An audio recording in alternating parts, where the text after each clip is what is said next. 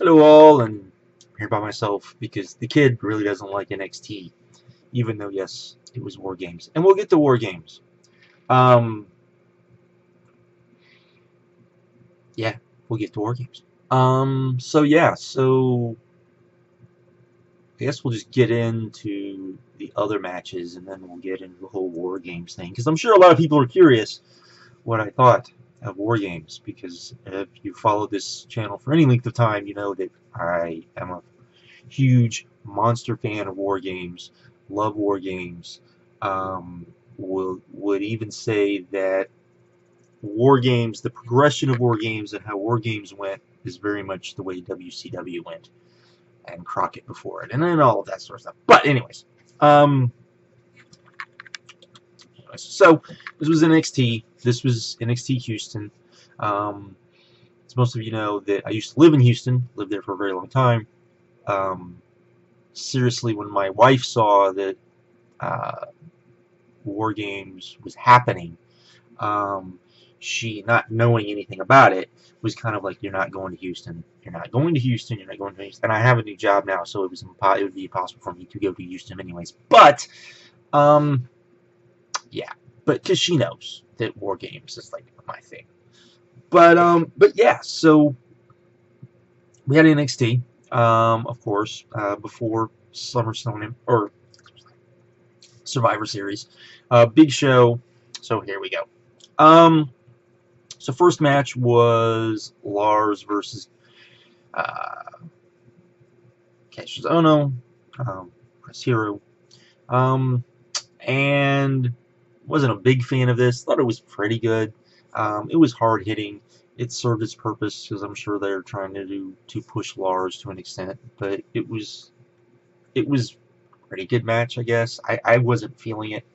I was at work all night, so I didn't get a chance to watch this live. Didn't even bother getting on Twitter because of War Games. And I didn't want to like spoil anything unlike I usually do, so I just kind of stayed off and kind of did my thing. But this was hard hitting. It wasn't very long. It felt really just kind of there, even though there was good stuff in it. It just felt like it was like a pretty good match that was just kind of there, and yeah. Then we had a match that was very much more than there, which was Aleister Black versus the Velveteen Dream. They built up this pretty good, and then they had this match, and this match told a pretty amazing story. I thought they did a really good job with the story. Um, the match itself got really, really, really great on top of it, and when you have that, it just makes everything really good. I've seen people say that they thought this was like a star-making performance for Velveteen Dream. I don't know about that. I thought he did really good. I thought that the match was excellent, but I don't know if you could have. I don't. It'll be interesting to see what he can do with other people. Let me put it that way. And that's not a knock against him. I just think that he still probably has a ways to go. But that's just kind of me. But Aleister Black is Aleister Black. But everything was really good. The video package was good. The match itself was excellent. It was hard hitting. It was what it really kind of needed to be for the story to make sense. Both guys definitely came out looking better, so you can see that that is possible. It's amazing how NXT can do this stuff and WWE can't, but what are you going to do, I guess. Then we had the NXT women's match, the Fatal 4-Way, Ember Moon, Kairi Sane, Peyton Royce, and Nikki Cross. I thought this was very good. I just felt like it got to the point of like greatness, and then it would like stop, and then it would like fall back a little bit, and then it would get up to that point again, and then it just never got over that hump. But it was really good. The spots in it were excellent. The layout of the match, like the Velveteen Dream and Aleister Black before it, were really, really good. I thought the spots that they did were you could kind of see the spots coming a little bit, but it worked, and it was really good.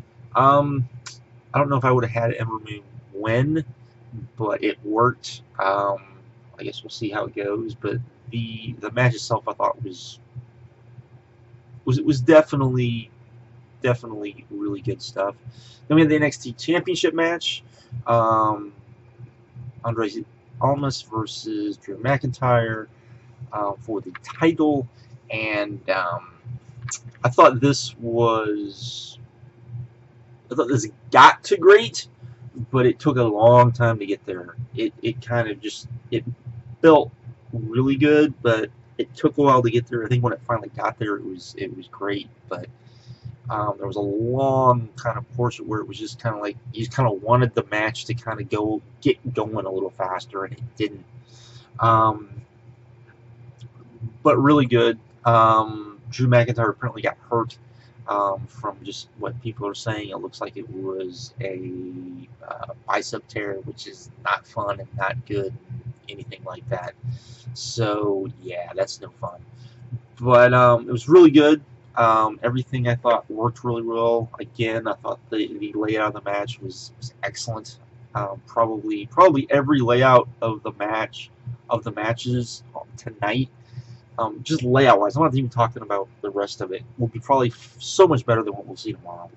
But that's just kind of the way we did. Then we had Wargames, right? And so everyone's kind of been asking me about Wargames. I think I did pretty sure I did a video. I have to go back and look. Didn't even look. Can't remember when they announced it, and I was like, it's got 3 teams, and that kind of bothered me. And really, of all the stuff that they kind of announced, that was really there was 2 things that bothered me: the 3 teams, and then the pinning. That to me was a bigger deal than anything else. I know a lot of people, really got kind of, I don't know, kind of bugged them about there being no roof on the cage. I kind of figured that would happen, but I also am okay with it because one of the things that made the original Wargames so great was the blood. And if you're can't have the blood, even though this match had blood in it, but it was hard-way blood, and they tried to kind of hide it. The blood in Wargames was always there for a purpose. It was always part of the drama. It always kind of showed the brutality of the match and all of that.